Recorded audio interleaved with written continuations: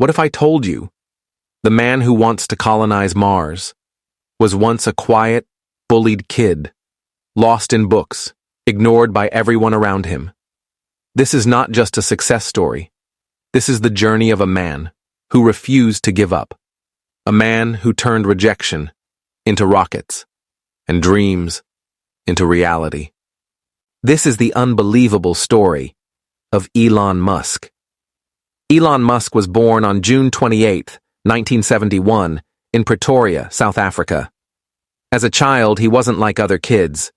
While most children played outside, Elon was always reading, thinking, and asking questions that had no simple answers.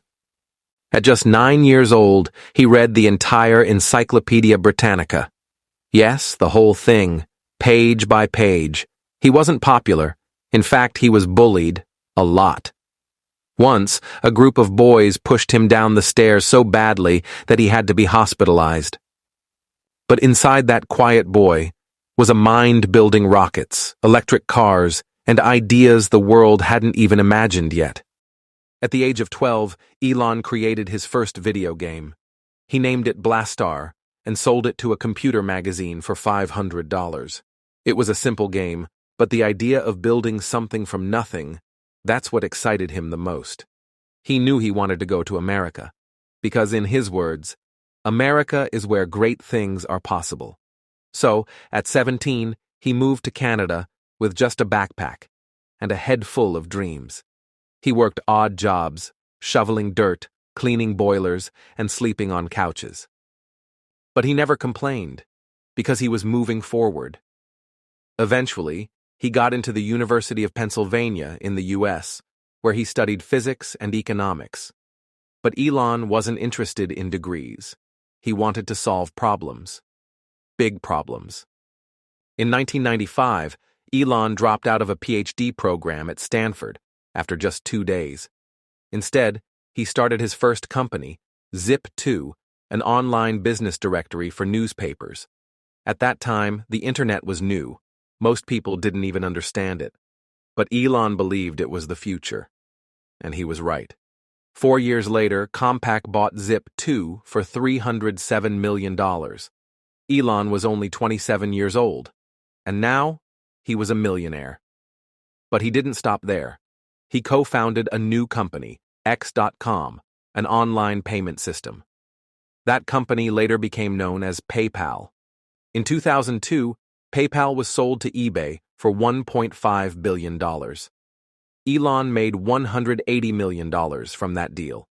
Most people would retire, buy mansions, live easy, but not Elon. He took almost all that money and invested it into 3 risky ideas: Tesla, SpaceX, and Solar City. From the outside, it looked crazy. Electric cars, private rockets, solar energy. People laughed. Investors pulled back. Experts said it would never work. In fact, in the early years, Tesla almost went bankrupt. SpaceX failed 3 rocket launches in a row.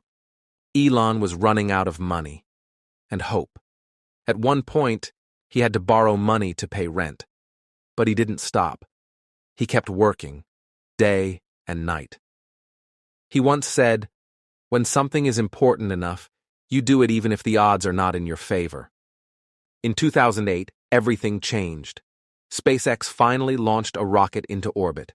It was a historic moment.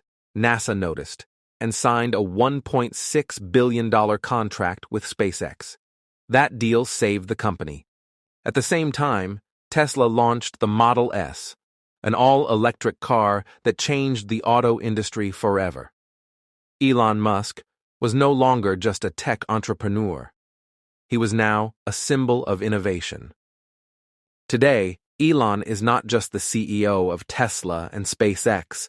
He is building underground tunnels with the Boring Company, connecting brains to computers with Neuralink, and dreaming of cities on Mars. He became the richest person in the world. But for him, it was never about money. He still sleeps on the factory floor sometimes. He works over 100 hours a week, and he pushes boundaries that others are afraid of. He once said, "Some people don't like change, but you need to embrace change, if the alternative is disaster." Elon Musk is not perfect. He makes mistakes. He says things that get criticized. But no one can deny this.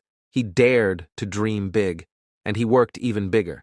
He is proof that you can start small, you can fail multiple times, you can be laughed at, but still build something that changes the world. So the next time someone tells you your idea is impossible, think of that boy from South Africa, the one who loved books and ended up building rockets. Because sometimes, crazy ideas are the ones worth chasing. If you found this story inspiring, don't forget to share it with someone who needs a little motivation today. And if you want to learn more about how to speak English with confidence and clarity, hit that subscribe button. I'll see you in the next story.